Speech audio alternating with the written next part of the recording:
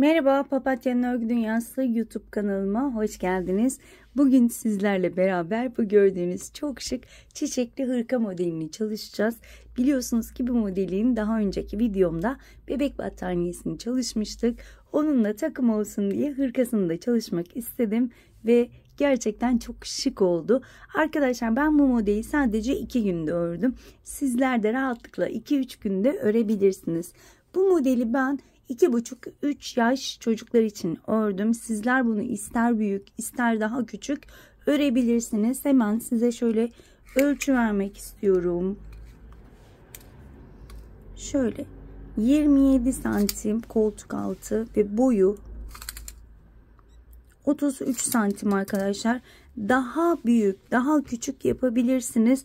Roba kısmında verdiğim grupların üzerine birer tane daha eklerseniz daha büyük çocuklara yapabilirsiniz. Benim kullandığım ip biraz kalın, o yüzden 2,5-3 yaşa uygun geldi. Daha ince ipler kullanırsanız daha küçük bir model elde etmiş olacaksınız. Bunu da hatırlatmak istedim. İp bilgimi, tığ bilgimi ve diğer tüm bilgileri videonun içerisinde ve sonunda bulabilirsiniz arkadaşlar. Ve hemen şöyle düğmelerimi açıp hırkanın içinde göstermek istiyorum. Delikli bir hırka. Bu hırkanın içine astar diktiğinizde çocuğunuz bu hırkayı mont gibi kullanabilir. Çok şık, çok gösterişli ve gerçekten kullanışlı bir hırka. Şöyle her tarafını sizlere gösterip paylaşmak istiyorum. Evet, hemen battaniyemi de göstermek istiyorum. Battaniyemizde daha önce seyrettiyseniz biliyorsunuz zaten. Şöyle bir battaniye, ikisi de takım olsun istedim. Çok da şık oldu bence. Hemen battaniyenin linkini de bu videonun altına ekleyeceğim. Oradan linke tıklayarak ulaşabilirsiniz. İsterseniz hemen bu videonun yapımına geçelim. Arkadaşlar unuttuğum noktalar olursa muhakkak açıklamalar kısmına ekleyeceğim. Açıklamalar kısmını sürekli soruyorsunuz neresi diye. Videonun altında daha fazla yazıyor. Daha fazla butonuna bastığınızda hemen zaten orada açıklama bölümünde istediğiniz veya burada açıklamayı unuttuğum tüm konuları oraya eklemiş olacağım. Ve özellikle yine şunu hatırlatmak istiyorum arkadaşlar. Kanalıma abone değilseniz kanalıma abone olmayı, bildirimleri açmayı ve bu videoyu özellikle beğenmeyi unutmayın. Sadece bir beğeni butonuna basacaksınız ve gerçekten sizin o beğeni butonuna basmanız bu videonun birçok kişiye ulaşmasını sağlamış olacak diyorum. Ve hemen bu güzelliğin yapımına geçiyorum. Evet arkadaşlar, öncelikle zincir çekerek başlıyorum. Ve toplamda 74 tane zincirimi çekip hemen dönüyorum. Toplamda 74 tane zincirimi çektim. Şöyle tırnağımla tutuyorum en son zincirden 1 2 3 zincir çekiyorum ve tırnağımla tuttuğum zincire batıp 2 tane ikili trabzan yapıyorum. Çektiğim zincirle beraber 3 tane ikili trabzanım oldu. Bir zincir çekiyorum. Tığın başını doluyorum. 1 2 3 4. zincire battım. 3 tane ikili trabzan. Bir zincir çektim.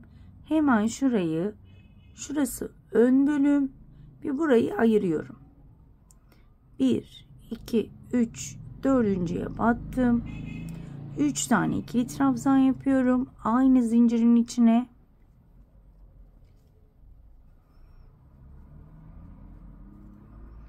İki zincir. Aynı zincirin içine 3 tane ikili trabzan. 1 2 ve 3. Bakın. Şu ön bölüm ve şuradan kol bölümüne geçeceğiz. Şimdi bir zincir çekiyorum. Tığın başını doluyorum. 1 2 3 4.'ye battım. 3 tane ikili trabzan. 2 3. Şimdi ön bölümde 2 grup yaptık. Kol bölümünde 3 tane grup yapacağım. 1, 2, 3. Dördüncüye battım. İkinci grubumu yapıyorum. 1. Aynı zincirin içine 2. Aynı zincirin içine 3. Bir zincir. Tekrar 1, 2, 3. Dördüncü zincire battım. Üçüncü grubumu yapıyorum. 3 tane aynı zincirin içine 2 tane ikili trabzan yapıyorum. Şöyle göstermek istiyorum. Evet. Bir zincir çektim. Yine şimdi burada kol bölümümü bitirdim. Burada yine ayrım yapacağım ve sırt bölümüne geleceğiz. 1, 2, 3. Dördüncüye battım. 3 tane ikili trabzan yapıyorum aynı zincirin içine. 2 zincir çekiyorum. Aynı zincirin içine 3 tane ikili trabzan. Bakın. Şöyle. Ön bölüm 2 grup ayrım yeri, 3 grup ayrım yeri, bir zincir çekiyorum. Buraya da 5 tane grup yapacağım arkadaşlar. Yine bir zincirimi çektim. 1, 2, 3. Şöyle bakıyorum. Buraya evet batmamışım. 1, 2, 3. Dördüncüye battım. Ve aynı zincir içine 3 tane ikili trabzan, bir zincir, 1, 2, 3. Dördüncüye battım. Aynı zincirin içine 3 tane ikili trabzan. Bu şekilde 5 tane grup yapıp dönüyorum. Evet bakın. Şu ayrım yeri hariç 1, 2, 3, 4, 5 tane grubumu yaptım. Bir zincir çektim. 1, 2, 3, dördüncüye batarak yine burada ayrımımı yapıp kol tarafına geçeceğim. Buna ben genelde köşe diyorum. Köşemi yapıyorum. 3 tane ikili trabzan, 2 zincir, aynı zincire 3 tane ikili trabzan yapıyorum ve omuz tarafına geçiyoruz. Kol, omuz. Evet. Bir zincir çektim. Şimdi burada 3 tane grup yapacağım. 1, 2, 3. Dördüncüye battım. 3 tane ikili trabzan. Bir zincir. 1, 2, 3. Dördüncüye battım. 3 tane ikili trabzan. Bir zincir. 1, 2, 3. Dördüncüye battım ve 3. grubumu yaptım. Bir zincir çekiyorum ve burada yine ben köşe demek istiyorum. Şöyle ayrım yerimi yapıyorum. 1, 2, 3. Dördüncüye battım ve aynı zincirin içine 3 tane ikili trabzan, 2 zincir ve 3 tane ikili trabzan yapıyorum. Burada bir zincir çektim. Şöyle bakıyorum. 1, 2, 3. Dördüncüye battım. Aynı zincirin içine 3 tane ikili trabzan. Bir zincir. 1, 2, 3. 1, 2, 3. 4. Bir tane fazla çekmişim zannedersem. O önemli değil. Daha sonra onu saklarız. Şöyle bakın. 2 tane grubum oldu. Ve hemen şöyle göstermek istiyorum size. Herhalde bir tane fazla zincir çektim. Hemen şöyle göstermek istiyorum. Bakın. Biraz açıklayıcı olsun. Şu ön taraflarımız 2 grup. Omuz taraflarımız 3 tane 3'er grup ve arka bölümü 5 grup arkadaşlar. Bu şekilde ilk yaka kurulumunu yapmış oluyoruz. Ve bu yoldan devam ederek devam edeceğiz kolumuzu kesene kadar. Şimdi burada 1, 2, 3 zincir çektim. Modelimi çevirdim. Ve hemen boşluğa batıyorum. 3 tane ikili trabzan.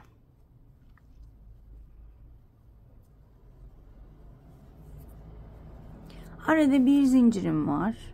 Boşluğa batıyorum. 3 tane ikili trabzan. Boşlukları çalışıyoruz artık. Bundan sonrası zaten kurulumdan sonrası kolay. Bir zincir, köşeye geldiğimde şuraya ayrım yerine yine aynı şekilde ilerleyeceğim. 3 tane ikili trabzan.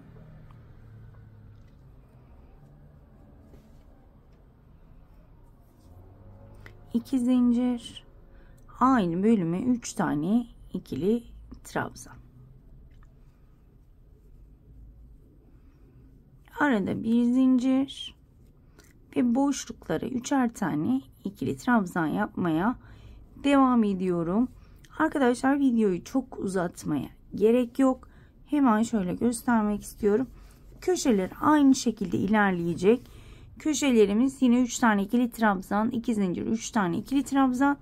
Bir de her boşluğa 3'er tane ikili trabzan. Aralara birer zincir çekmeyi unutmuyoruz. Sıramın sonuna geldim. Bir zincir çekiyorum. En son trabzan tepesine battım. İkili trabzan yaptım. Bir sıra trabzan sırası, bir sıra şöyle zincir çekip en son ikili trabzana sabitliyoruz. Şöyle hemen göstermek istiyorum. Bakın robamız şöyle döne döne daha büyüyecek. Kol kesme yerine gelince şu şekilde kollarımızı keseceğiz. Şimdi bir sıra daha göstermek istiyorum. Kol kesme yerine gelene kadar 1, 2, 3 zincir çekiyorum. Bakın burada şu yuvayı gördüğünüz an çektiğimiz zincirle beraber 3 tane ikili trabzanımı yapıyorum. Bir zincir çekiyorum. Daha sonra yine tüm boşlukları 3'er tane ikili trabzanımı yapıyorum. Bir zincir ve 3 tane ikili trabzan. Yine köşelerim aynı şekilde ilerliyor. Bir zincir ve yine köşenin içine batıyorum. 3 tane ikili trabzan. 2 zincir. 3 tane ikili trabzan. Eminim ki anlaşıldı. Sadece boşluklara ve köşenin içini öğrenmemiz yeterli. Bir zincir çekiyorum ve tüm boşluklara tek tek 3'er tane ikili trabzan, aralara birer zincir, köşelere de dediğim gibi 3 tane ikili trabzan, 2 zincir, 3 tane ikili trabzan. Kol kesme yerine gelene kadar bu şekilde devam ediyoruz. Kaç sıra öreceğimizi bilmiyorum, her zamanki gibi tamamen göz kararı uyguluyorum. O yüzden ben tam şöyle göz kararı bakıp evet bu kadar yeterli dediğim yere kadar örüp hemen dönüyorum. Evet arkadaşlar, ben yeterince ördüm. Benim için kol bu kadar yeterli. Hemen şöyle açıp ölçü vermek istiyorum. Toplamda 1, 2, 3, 4, 5, 6 sıra ördüm. Sizin ipinize göre 6 sırada farklılık gösterebilir. Şöyle 27 santim arkası ve yan tarafıysa 21,5 santim arkadaşlar. Sizler bunu istediğiniz gibi daha büyük, daha küçük yapabilirsiniz. Eğer daha büyük çocuklara yapacaksanız bunu örmeye devam edersiniz. Biraz daha büyüttükten sonra kolları kapatabilirsiniz. Hemen kolları kapatmaya gelirsek şöyle yine 3 zincir çekerek başlıyorum ve köşeye gelene kadar devam edeceğim. Köşe dediğim yer şurası. Şuraya gelene kadar her bir boşluğa 3'er tane ikili trabzan ve aralarına birer zincir çekelim. Köşeye geldim. Köşenin içine 3 tane ikili trabzan yapıyorum. Artık arttırmalarımızı bıraktık. Sadece köşenin içine 3 tane ikili trabzan yaptım. Bir zincir çektim. Daha sonra bakın şunu şu şekilde yapıyorum. Bir diğer köşeye geçip 3 tane ikili trabzan yapıyorum. Ve bu kolu kapatmış olduk. Şöyle kolun büyüklüğüne de bakarsak bu kadar yeterli olacak. Ve daha sonra diğer köşeye gelene kadar her bir şöyle zincir çekmeyi unutmuşum. Her bir boşluğa 3'er tane ikili trabzan, aralara birer zincir çekerek devam edeceğim. Şurayı da şöyle göstermek istiyorum. Bakın kolumu kestim. Şöyle şuradan geliyorum. Şu köşeye kadar devam edip daha sonra diğer kolu da kapatacağız. Evet, bakın bu köşeye geldim. Köşenin içine 3 tane ikili trabzan, bir zincir, şunu şu şekilde katlıyorum ve buradaki son köşenin içine 3 tane ikili trabzanımı yaparak bu kolumu da kapatmış oluyorum. Ve bu şekilde artık sıra sonuna kadar devam ediyorum. Şöyle bir göstermek istiyorum. Evet, şöyle şuraya kadar gelip dönüyorum hemen. Sıramın sonuna geldim. 3 zincir çekerek döneceğim. Şöyle bir göstermek istiyorum sizlere. Evet. Şöyle kolları kesmiş olduk. Şimdi tekrar şu koltuk altına gelene kadar yine her bir boşluğa 3'er tane ikili trabzan yapıp hemen dönüyorum. Koltuk altına geldim. Bir zincir çekiyorum. Ve şöyle yapalım. Bakın bu bir zincirlik bölümün içine yapalım. Kolumuzu örerken daha rahat ederiz. Bir zincirlik bölümün içine 3 tane ikili trabzan yapıyorum. Bir zincir çekiyorum ve boşluklara 3'er tane ikili trabzan yapıyorum. Bir zincir, 3 tane ikili trabzan. Şimdi arkadaşlar ben bir sıra sonra çiçek modelini başlamayı düşünüyorum. Ama benim sayılarım, yani grup sayılarım çift olması gerekiyor. O yüzden benim çift denk gelmediği için siz gene sayarsanız, çift denk gelmediği için tam şu ortada, şöyle tam ortada bir tane arttırma yapacağım.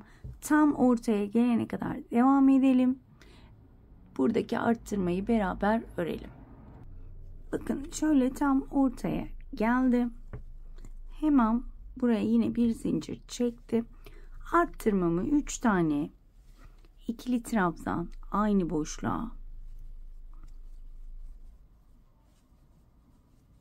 bir zincir çekiyorum ve aynı boşluğa bir tane ikili trabzan daha yaparak yaptığım grubu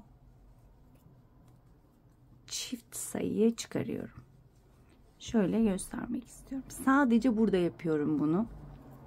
Daha sonra tüm boşluklara tek tek batarak 3 tane ikili trabzan yapıyorum ve diğer bölüme geçerken bir zincirimi çekmeyi unutmuyorum. Buradaki koltuk altında da aynı işlemi yapıyorum arkadaşlar. Zincirin içine 3 tane ikili trabzan ve sıra sonuna kadar devam ediyorum. Evet, sırayı bitirdim. Şöyle göstermek istiyorum. Arkasında şurada arttırma yaptığımız bölüm ve ben bir sıra daha öreceğim. Daha sonra çiçek modelimize geçeceğiz. Evet, sıramın sonuna geldim. Şöyle sırayı tamamlamadan önce bir göstermek istiyorum. Şöyle koltuk altından sonra sadece 2 sıra örmüş olduk. Ve artık çiçek modelime geçmek istiyorum. Şöyle arkasını da göstermek istiyorum. Gayet şık oldu. Evet. Şimdi bakın burada zincir bölümüne 2 tane ikili trabzan yapıyorum. Üçüncüyü Şuradaki zincirin tepe noktasına battım. 2 ilmek çektim. Diğer 2 ilmeği sarı ipimle kapatacağım. Şöyle sarı ipimle kapatıyorum.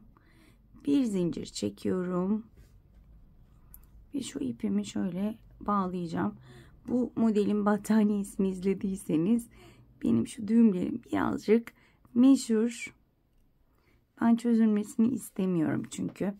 Evet, bir zincir çekmiştim. 2 zincir daha çekiyorum.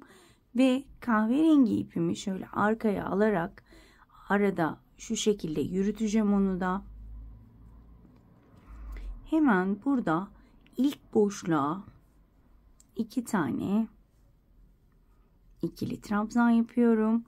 Üçüncüyü yarım yapıyorum. Yani 2 ilmek kapattım.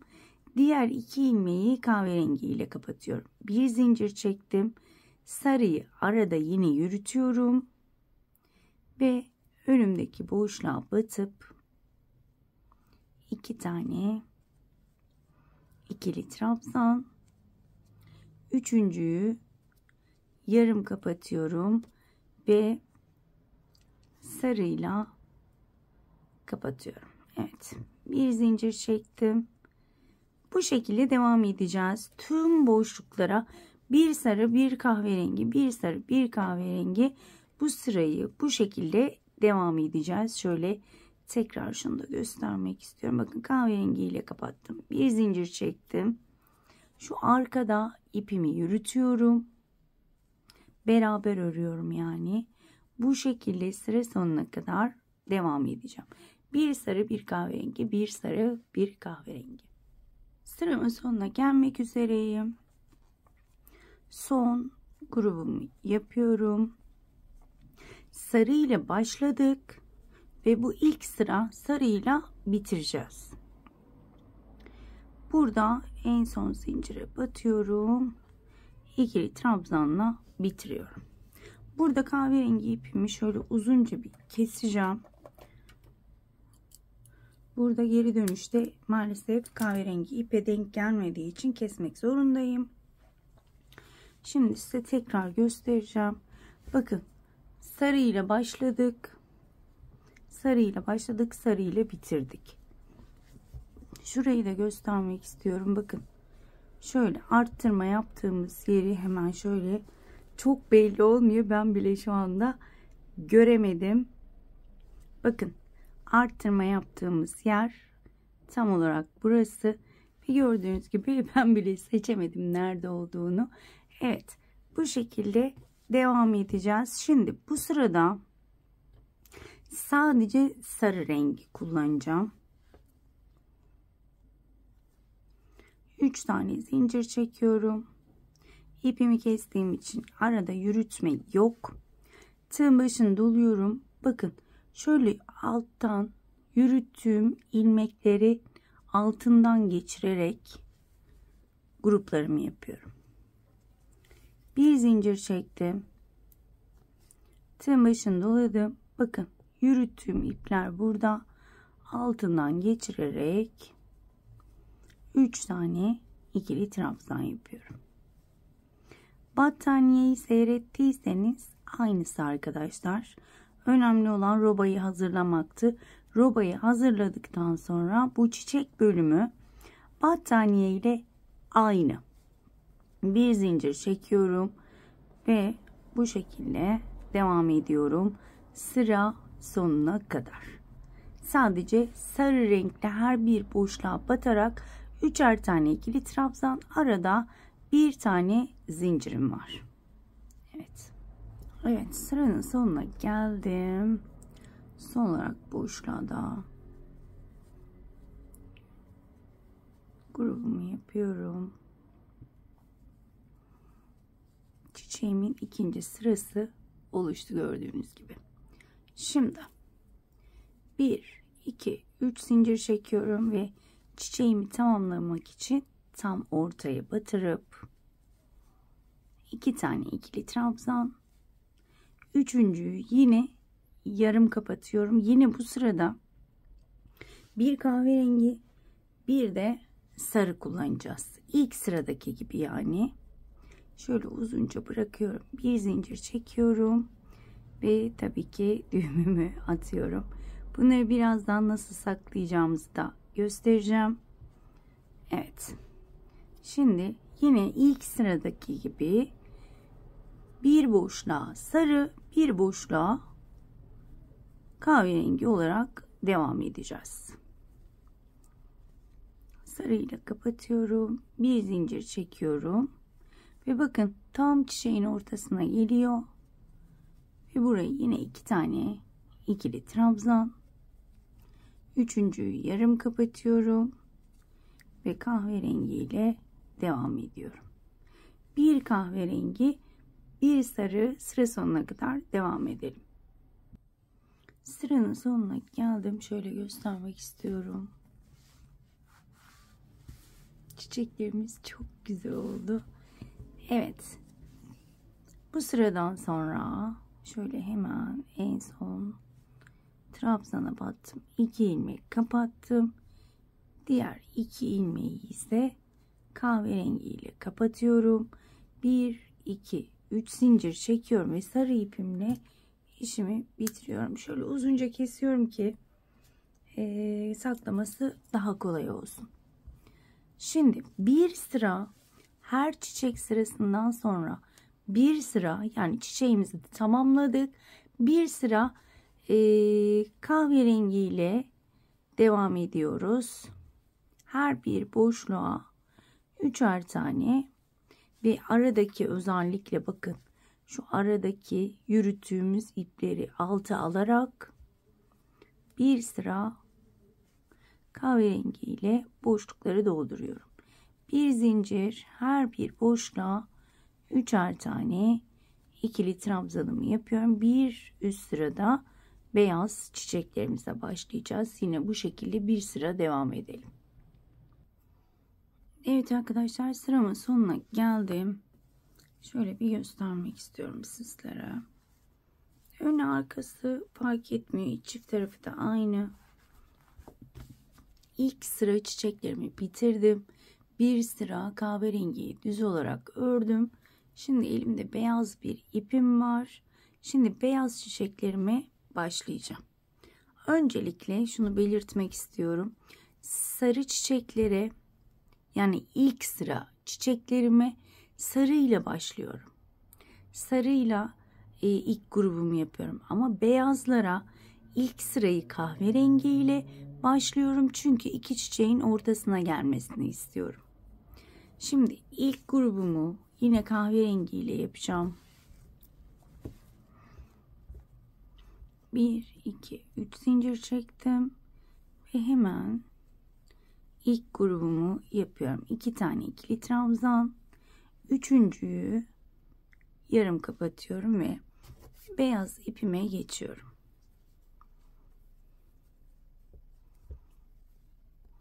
İçinden geçirdim. Bir zincir çektim. Ve ipimi şu şekilde bağlıyorum. Şimdi sarı çiçekte ne yaptıysak burada da aynısı. Yani bir boşluk beyaz, bir boşluk kahverengi şeklinde ilerliyor. Eminim ki anlaşıldı. Yine de birkaç tane göstermek istiyorum. Şöyle bakın. Yine en sonuncusunu kapatmadım. Kahverengiyle kapattım. Bir zincirimi çektim. Ve bir boşluk kahverengiyle, bir boşluk beyazla örerek ve iplerimi arkada yürüterek devam ediyorum. Bu sırayı bu şekilde devam edelim. Evet.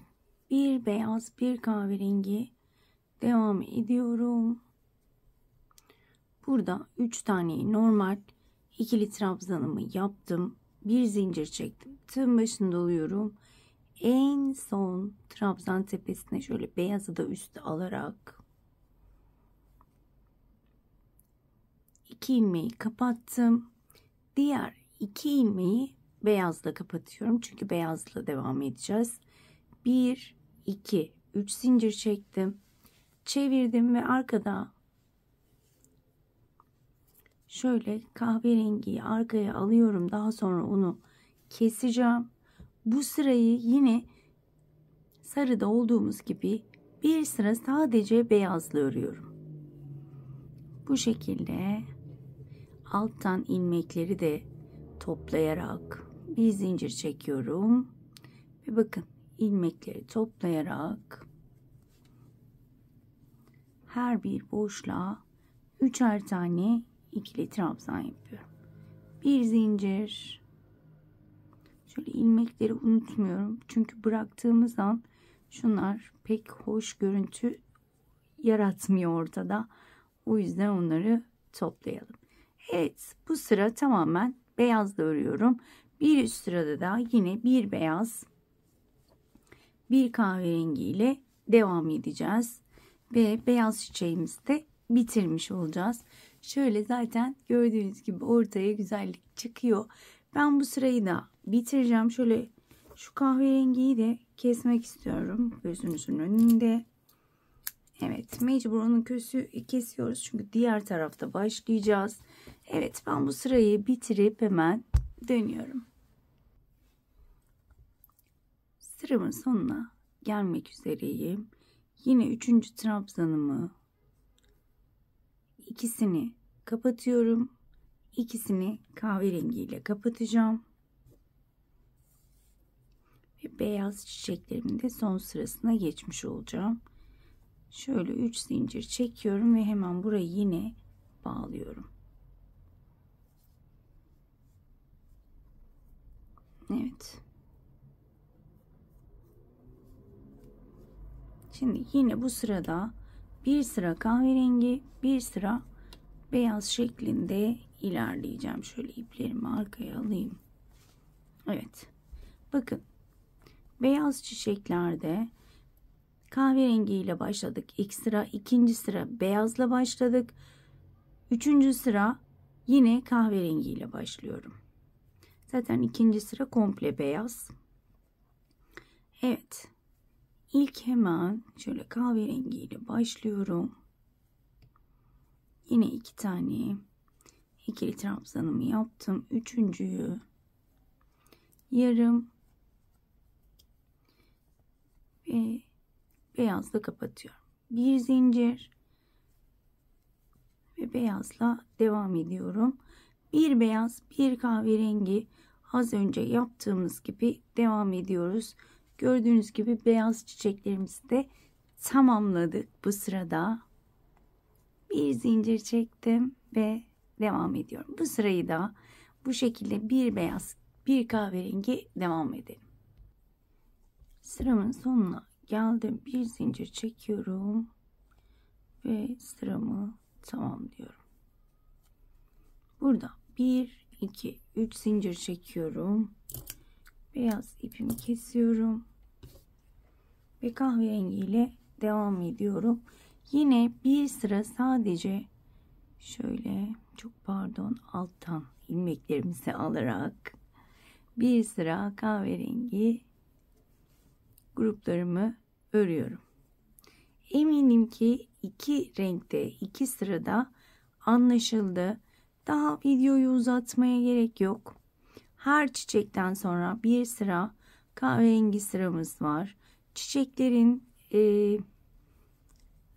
başlangıçlarını da anlattığım gibi sarı çiçekte ilk başlangıçta sarı ile başlıyoruz. Beyaz çiçeğe başladığımızda kahverengi ile başlıyoruz. Eğer takıldığınız noktalar olursa videoyu başa alıp beyazda ne yapıyorsak onu yapabilirsiniz. Sarıda ne yapıyorsak onu yapabilirsiniz. Ben kaç sıra çiçek yapacağımı şu anda bilmiyorum. Göz kararı 2 tane daha yapabilirim. Yani 4 sıra çiçek yapabilirim. Ya 3 ya da 4 sıra çiçeklerimi tamamlayıp hemen dönüyorum. Evet arkadaşlar, gördüğünüz gibi ben 4 sıra çiçek ördüm. Ve son olarak yine tek renkle bir sıra ördüm.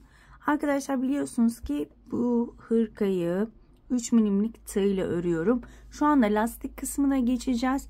Lastik kısmını 2.50 milimlik tığ ile yapmak istiyorum. Birazcık dar bir lastik olsun istiyorum ama siz ördüğünüz tığla devam edebilirsiniz.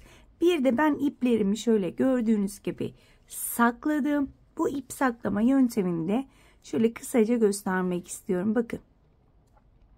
Şöyle aralardan geçirerek, ilmeklerin aralarından geçirerek şöyle saklıyorum. Sizler yine de şöyle daha ayrıntılı saklayabilirsiniz.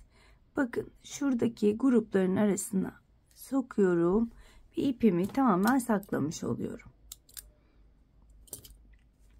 Tüm ipleri bu şekilde saklarsanız gördüğünüz gibi kesinlikle ip artığı kalmıyor. Evet. Şöyle lastik bölümüne geliyorum. Bakın burada ipimi kesmedim. 3 tane zincir çekmiştim. Ve her bir trabzan tepesine batarak ikili trabzan yapacağım. 2.50 milimlik tığım ile. Bu şekilde. Bakın tam orta boşluk bir zincirlik boşluğun arasına batıyorum. Ve ikili trabzan yapıyorum. Her bir trabzan tepesine tek tek batıyorum. Daha sonra bir zincirlik ara boşluğa da batıp ikili trabzan yapıyorum bu şekilde. Evet. Sıra sonuna kadar devam edelim. Evet, şöyle sıranın sonuna kadar geldim ve son bir trabzan tepem kaldı.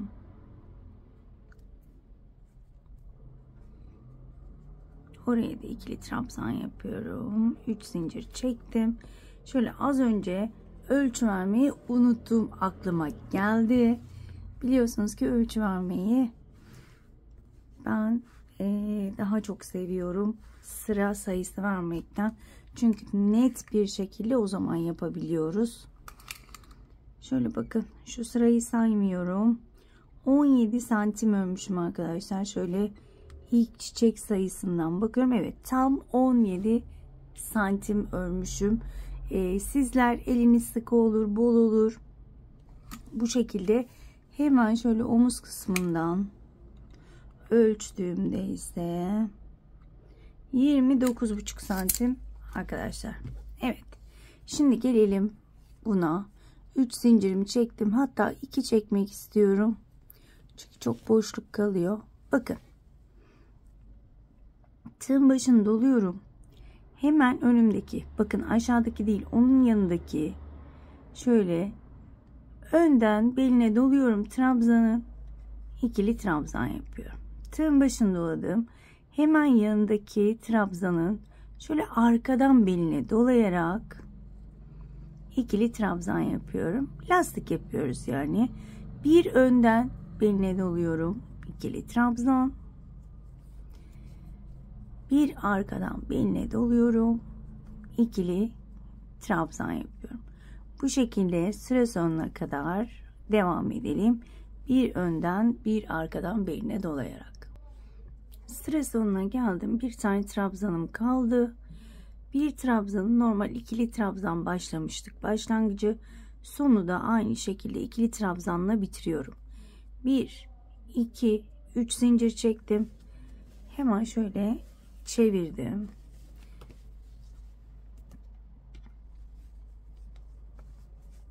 Tığın başını doluyorum. Bakın hemen yanındaki şöyle arkada. O yüzden hemen arkadan beline doluyorum. İkili trabzan yapıyorum. Tığın başını doluyorum. Bakın önden beline dolanmışa. Önden beline dolayarak ikili trabzan. Arkadan beline doladığıma ise arkadan beline dolayarak ikili trabzan yapıyorum. Bir önden bir arkadan. Bu sıradan sonrası daha kolay. Arkadakini görüyorum. Arkadan alıyorum. Önde bakın. Önden alıyorum. Bu şekilde istediğiniz sıra lastiğinizi yapabilirsiniz. Ben de bilmiyorum kaç sıra yapacağımı. Her zamanki gibi göz kararı. Şöyle hemen bakıyorum. Bakın şu şekilde de bırakabilirsiniz. Birkaç sıra daha örebilirsiniz. Ben herhalde bir sıra daha örebilirim. Dediğim gibi tamamen ördükten sonra karar vereceğim. Sizler de bu şekilde istediğiniz sıra kadar örebilirsiniz. Ben de göz kararı örüp hemen dönüyorum. Evet arkadaşlar, ben bir sıra daha ördüm. Toplam ikili trabzan sırası ile beraber 4 sıra örmüş oldum. İpim kalın olduğu için çok fazla örmeme gerek kalmadı. Şöyle 4 santim arkadaşlar. Sizler gene kendi isteğinize göre devam edebilirsiniz. Şöyle ip kesmek istemediğim için hemen kollara geçmedim. Lastiği ördük. Şimdi şu kenar bölümünü öreceğiz. Kenar bölümünde lastik örmek istemiyorum. Şöyle bir zincir çekiyorum ve ilmekleri tek tek batarak öncelikle bir kaydırma yapmak istiyorum. Bakın şöyle. Şurada yan duran ilmekleri batarak şöyle çok yine 2.50 milimlik tığ ile örüyorum. Şöyle önüme gelen tüm ilmekleri batarak kaydırma yapıyorum. Az önce dediğim gibi çok elinizi sıkmayın, çok da gevşek bırakmayın. Şöyle önüme gelen ilmekleri batarak kaydırmamı yapıyorum. Şöyle bakın, şöyle şu sakladığım ipmiş, çok pardon. Hemen şöyle onu daha sonra saklarım. Şöyle bakın, daha böyle ilk sıra kaydırma olunca daha düzgün bir görüntü elde edeceğimizi düşünüyorum. Şöyle, evet. Bakın. Şöyle.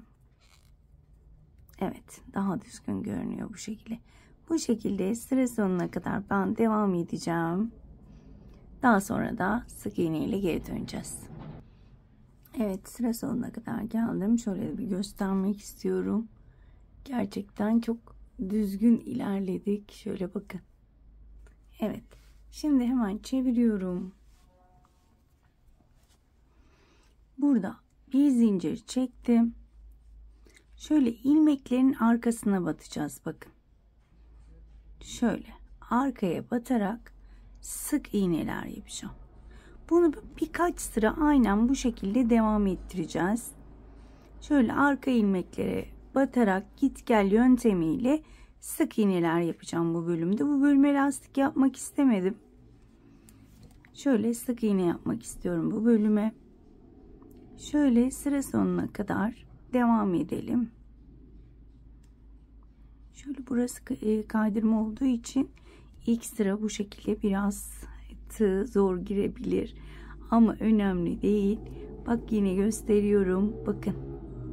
Şuraya. Şöyle batıyorum ve sıra boyunca sık iğnemi yapıp dönüyorum. Sık iğne sıram bitti. Bir zincir çekiyorum ve çeviriyorum. Şöyle bakar mısınız güzelliği, ne kadar güzel ve düzgün oldu. Şöyle ben de ilk defa denedim. Ondan çevirip bakıyorum. Hakikaten böyle güzel oluyormuş. Evet. Şimdi yine aynı yolu deneyeceğiz ve dipten şu şekilde batarak sık iğnelerimi yapmaya başlıyorum. Şimdi burada hemen ilik yapmak istersek şöyle nereye düğmenizi, iliğinizi ayarlayacaksanız şöyle gösteriyorum. Diyelim şuraya bir tane, şöyle aralıklarla kaç tane düğme istiyorsanız hemen yapılışını göstereceğim. Sizler istediğiniz kalınlıkta, istediğiniz aralıkta yapabilirsiniz. Bakın, bu aralık yeter diyorsanız hemen burada 1 2 zincir çekiyorum ve 1 2 3. ilmeğe yine arkadan batarak şöyle bakın, burada minicik bir düğme yeri oluştu. Eğer daha büyük düğme kullanacaksanız 3 zincir çekiyorum. 4. ilmeğe batırıp yine sık iğne yapmaya başlıyorum. Şöyle bir tane daha göstereceğim. 2 3 artık araya kaç tane sık iğne koyacaksanız ben de göz kararı yapacağım. Şöyle biraz daha büyük isterseniz 4 tane zincir, 1 2 3 4.'ye battım Ve bakın daha büyük bir iliğim oldu. İlik boyunu tamamen kendiniz ayarlayabilirsiniz. Dönüşte de yine sık iğne ile dönüyorum. Şuraya 4 tane zincir çektiysem 4 tane içine sık iğne yapıyorum. 2 tane çektiysem 2 tane sık iğne yapıyorum. Ve buraya git gel yöntemiyle aynı şekilde öreceğim. Hemen karşısını ilik yapmadan yine göz kararı istediğim kadar örüp hemen dönüyorum. Evet arkadaşlar, ben şöyle hemen göstermek istiyorum. Bakın önü bitirdim. Diğer tarafı da ördüm. Hemen sayı da vermek istiyorum şöyle. Kaydırma sırasını saymazsak 1, 2, 3. sırada ilik açtım. 4. sırada ördüm. Yeterli geldi. Sizler yine istediğiniz kadar yapabilirsiniz. Şöyle iliklerimi de 5 tane açtım. Şöyle göstermek istiyorum. 3 tane zincir 4.'ye batırdım. Aralarında 9 zincir aralığı var. Ve bu arada kolun birini de ördüm. Gördüğünüz gibi muhteşem oldu. Bunu kamera arkasında ördüm. Çünkü sayıları tutturmak istedim. Hiç böyle yuvarlak şekilde bu çiçekleri örmemiştim. Örmesini de bilmiyordum. Şöyle yap çöz yöntemiyle öğrenmiş oldum. Evet, hemen diğer kolumuza geçebiliriz. Şimdi tekrar kahverengi ipimi alacağım. Burada en önemli şey, şöyle hemen doğru tığımı buluyorum. Şu yine lastiği 2,5'la ördüm. Yine 3 numaralı tığıma geçtim. Burada yine en önemli şey grupların çift olması arkadaşlar. Çift olmazsa kesinlikle denk gelmez. Şöyle çift sayı olması için ben şöyle hemen burada bakın. Şöyle bir tane var. Hemen onun ortasına batıyorum. İpimi sabitledim. 2 zincir çekiyorum. Şöyle. Evet. Buraya hemen 3 tane ikili trabzan yapıyorum. Aynı yere. Şöyle tam şuraya yapmış oldum. Daha sonra hemen bakın hiç buraya batmıyorum. Yanına batmıyorum. Diğer yana geçiyorum. Bakın şuraya. Ve yine tüm boşluklara 3'er tane ikili trabzan, bir zincir, 3 tane ikili trabzan şeklinde diğer tarafa kadar devam edeceğim. Şöyle tekrar şurayı göstermek istiyorum. Bakın tam ortaya yaptım ama şu boşluklara batmayacağım. Şu boşluklara bakın battım. Şu iki boşluğu hem de kolun çok büyümesini istemediğim için şuraları boş bırakıyorum. Sadece ortaya bir tane ördüm. Evet. Şöyle bakın şuraya kadar geldim. Şöyle şu ikisine dokunmadım. Ortaya battım. Ve şuraya geldim. İlk çektiğim zincirin tepe noktasına batıyorum. Kaydırmayla kapatıyorum. 1, 2, 3 zincir çektim. Aynı boşluğa batırıp artık tüm boşluklara döne döne 3 tane ikili trabzan, bir zincir, 3 tane ikili trabzan şeklinde devam ediyorum. Şu anda toplamda benim 12 tane grubum var. Trabzan grubum. Dediğim gibi başta dediğim gibi çift sayı olması gerekiyor. Bu çok önemli.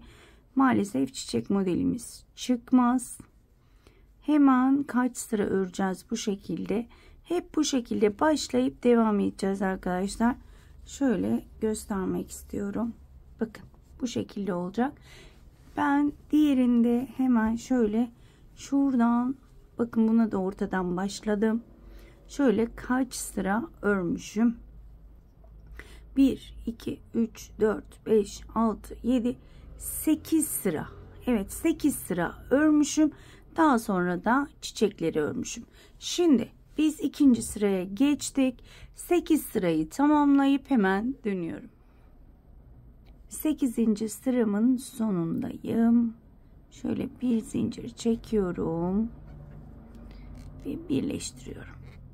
Şöyle göstermek istiyorum. Kaç sıra örmüştük? 8 sıra bir santim olarak vermek istersem şöyle 10 santim kadar örmüşüm arkadaşlar. Şimdi hemen sarı ipimi de hazırlıyorum. Öncelikle burada çiçeğime başlarken 3 zincir çektim. Hemen ilk boşluğa kahverengi ile başlıyorum. 3 tane ikili trabzan, üçüncüyü yarım aldım. Etek bölgesinde nasıl çalıştıysak burada da aynı. Bir zincir çektim ve hemen burada yine bağlamamı yapıyorum. Burası daha kolay. Burada yine aynı yöntemle bir kahverengi, bir sarı, bir kahverengi, bir sarı olarak ilerleyeceğim. Burayı biraz hızlı geçeceğim. Zaten bu bölümü biliyoruz. Sadece başlangıcı ve bitişi göstermek istiyorum burada. Şöyle yuvarlak şekilde döndüğümüz için kafanız karışabilir. Normal bu şekilde örmeyi biliyoruz zaten. Bir kahverengi, bir sarı şeklinde sıra sonuna kadar devam edip hemen dönüyorum. Evet, şöyle hemen göstermek istiyorum. Bakın. Şöyle bir kahverengi, bir sarı, bir kahverengi, bir sarı. Sonuncusu bu şekilde olacak. Yine sonda sarının karşısında kahverengi olacak. Evet. Şöyle hemen karşıya geçiyorum. Bir zincirimi çektim. Karşıya geçiyorum. Şu kahverengiyi de yukarıya tırmanmak için şöyle arkada yürüttüm. Bunu kesmiyoruz etekte yaptığımız gibi. Bunu kesmeye gerek yok. Bunu hemen arkada bırakıyorum. 1, 2, 3 zincir çekiyorum. Ve tüm boşlukları artık sarıyla.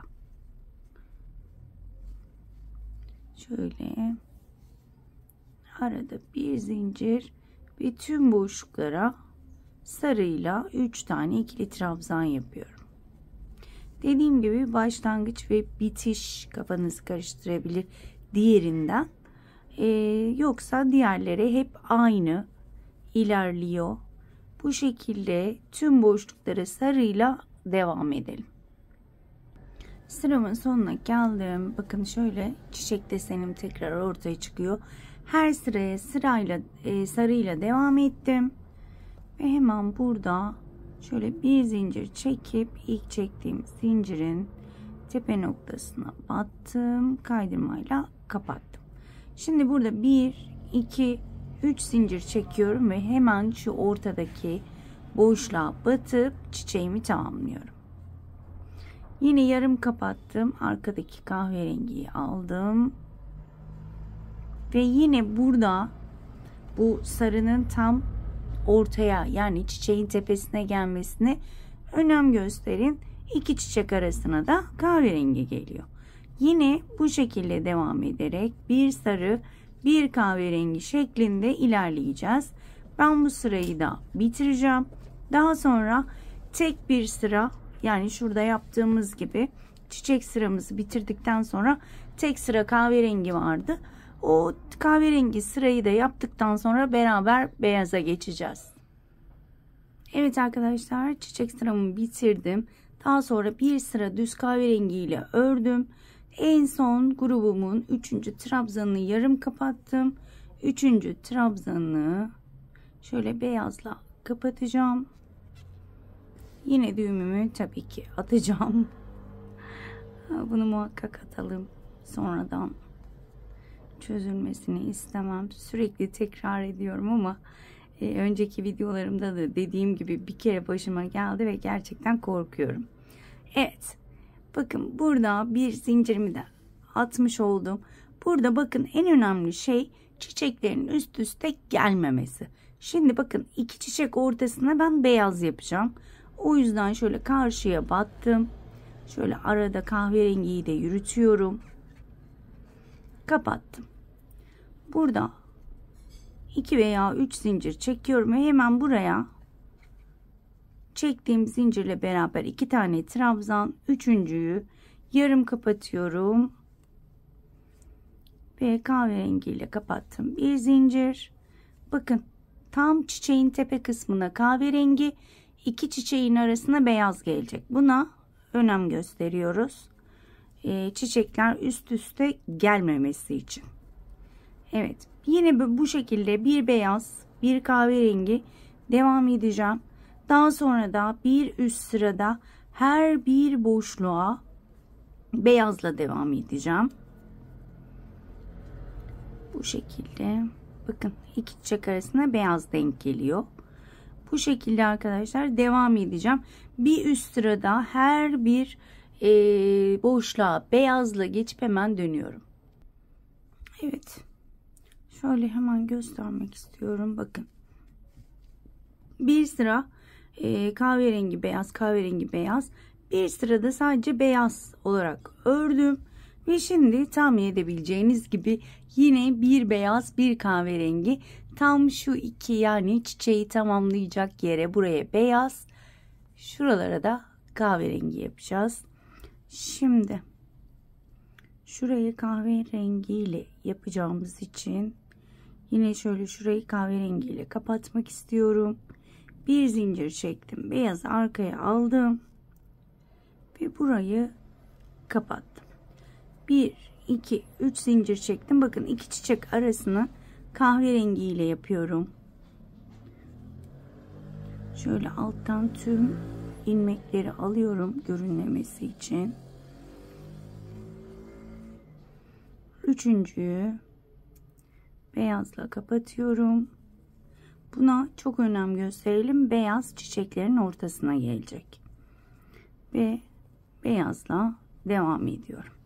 Şimdi burası önemliydi. Geri kalan yerleri zaten biliyoruz. Yine kahverengi beyaz, kahverengi beyaz olarak devam ediyoruz. Bu sıradan sonra düz bir her bir boşluğa kahverengi ile yapacağız. Ama orayı ben, yani en son düz kahverengi ile ördüğümüzün aralarına zincir çekmeyeceğim arkadaşlar. Bu sırayı bitireceğim. Bir üst sırada sadece kahverengi ile bir sıra ördüğümde aralara zincir çekmiyorum. Şöyle kolum biraz dararması için, eğer çok dar istemiyorsanız kolu, o bir zincirleri çekebilirsiniz. Tamamen size bağlı. Ben şimdi bu bölümü bitiriyorum. Bir sıra düz kahverengi ile örüyorum. Aralarına birer zincir çekmeden ve hemen dönüyorum. Evet, ben bu sıramı da bitirdim. Burada aralara birer zincir çekmedim. Şimdi bu kolu biz aynen etek kısmında lastik yapmıştık. Aynı şekilde ilerleyeceğiz. Önce şöyle şurayı birleştiriyorum. 1 2 3. Aralarda zaten zincir yok. Her bir trabzan tepesine ikili trabzan yaparak devam ediyorum. Sıra sonuna kadar. Elim biraz terlediği için ses gelebilir yünden. Antalya hala sıcak ve gerçekten örgü örerken terleyebiliyor ellerimiz. Şu anda da elim biraz terlediği için maalesef ipten ses geliyor. Evet, bu şekilde sıra sonuna kadar devam edelim. Sıramın sonuna geldim. Az önce söylemeyi unuttum sanırım. 2.50 milimlik tığla örüyorum lastiğimi. Ve ilk çektiğim zincirin tepe noktasına battım. Kaydırmayla kapattım. 1, 2, 3 zincir çekiyorum. Ve hemen önümdeki trabzanın önüne batıp ikili trabzan. Yanındakine arkadan. Aynen etek ucundaki gibi bir önden beline dolayarak ikili trabzan, bir arkadan beline dolayarak ikili trabzan yapıp dönüyorum. Sıra sonuna geldim. İlk çektiğim zincirin tepe noktasına batıyorum. Kaydırmayla kapattım. 1, 2, 3 zincir çektim. Ve önden beline doladıklarımı önden, arkadan beline doladıklarımı ise arkadan beline dolayarak ikili trabzanlar yapıyorum. Eminim ki anlaşıldı. Ben hemen bu sırayı örüp dönüyorum arkadaşlar. Şöyle. Sıramın sonuna geldim. İlk çektiğim zincirin tepe noktasına battım. Bir zincir çekiyorum ve ipimi şöyle uzunca kesiyorum. Diğerlerinde bitişi gösteremedim. Burada göstermek istiyorum. Buraya hemen iğnemi alıyorum ve şöyle iğnemi geçirip hemen dönüyorum. Geçirdim. Ve şöyle düzgün bir geçiş sağlamak için şöyle iğne ile geçişler yapıyorum. Bakın. Şurası daha düzgün görünüyor.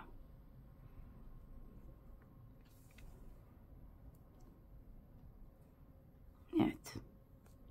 Şu şekilde. Daha sonra arkaya geçtim. Şöyle ipimi yürütüyorum.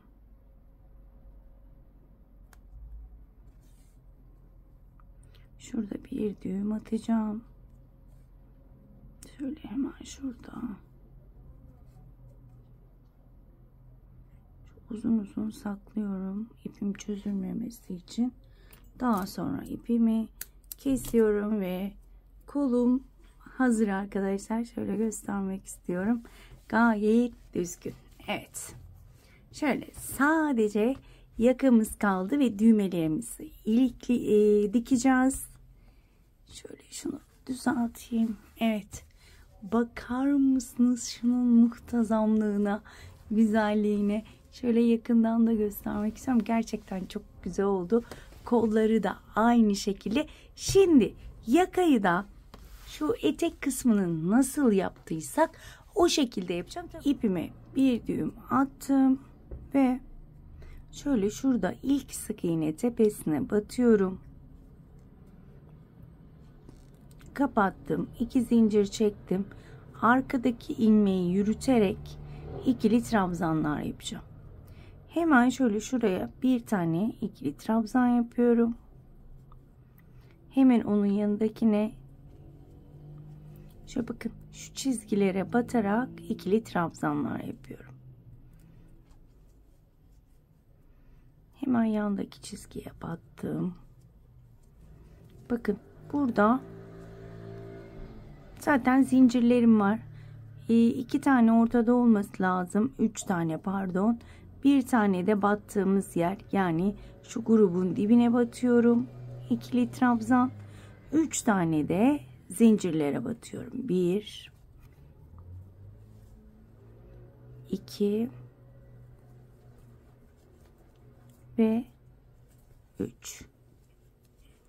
Bir tane grubun dibine batıyorum. 3 tane zincirlere batıyorum. Eğer çok gevşek olursa zincirlere 2 tane batabilirsiniz. Bu da tamamen size kalmış. Bu şekilde sıra sonuna kadar devam edip dönüyorum. Evet arkadaşlar, ben şöyle şurayı takip ederek sıra sonuna kadar geldim. Şimdi bundan sonra git gel yöntemiyle şöyle 2 zincir çekiyorum ve bir önden bir arkadan şöyle beline dolayarak yine bu bölümü de lastik olarak yapıyorum. Sanırım 3 ya da 4 sıra yeterli olacaktır. Eğer takıldığınız nokta olursa şöyle etek bölümünde çalıştığımızda tekrar geriye dönüp bakabilirsiniz. Çok videoyu uzatmak istemiyorum. Bu şekilde git gel yöntemiyle bir önden bir arkadan lastiğimi yapıp dönüyorum. Evet arkadaşlar, ben yakamı bitirdim. Şöyle göstermek istiyorum. Toplamda 3 sıra ördüm. İkili trabzan sırası hariç. Onunla birlikte 4 sıra oldu. Şöyle gerçekten çok güzel oldu. Ben gerçekten çok beğendim. Umarım sizler de beğenirsiniz. Şöyle arkasını da göstermek istiyorum. Evet. Şimdi şöyle hemen benim elimde düğmelerim vardı. Şu şekilde siz dilediğiniz daha uygun şekilde bulduğunuz düğmeleri dikebilirsiniz. Artık hırkamızı bitirdik. Ben düğmelerimi dikip hemen dönüyorum. Evet arkadaşlar, ben düğmelerimi diktim ve ortaya gerçekten muhteşem bir şey çıktı. Ben çok beğendim. Umarım sizler de beğenir, severek yaparsınız. Şöyle tersini de göstermek istiyorum. Bakar mısınız güzelliğine? Eğer bu delikli çok rahat giydiremeyiz diyorsanız hemen içine güzel bir astar dikebilirsiniz arkadaşlar. Çok da kullanışlı olur. kalın da olduğu mont gibi giydirebilirsiniz. Astar dikerseniz içine. Hemen iplerimden bahsetmek istiyorum. Şöyle Favori'nin yine aynısını kullandım. Battaniye ile aynı ipleri kullandım. Eğer BİM'lerde bulamazsanız internetten bulabilirsiniz. 108 numara. Diğer iplerimde yine battaniyeden kalan ipleri kullandım. 2 tane bu 108 numaradan gitti. Diğerlerinden çok az gidiyor zaten. Hani elinizde şöyle artık ipler varsa kullanabilirsiniz. Hemen tığ numaramdan bahsetmek istiyorum. 3 milimlik tığ kullandım arkadaşlar. Umarım beğenirsiniz. Umarım severek örersiniz diyorum. Ve bugünlük de bir videonun sonuna geldik diyorum. Kendinize çok iyi bakın. Hoşça kalın.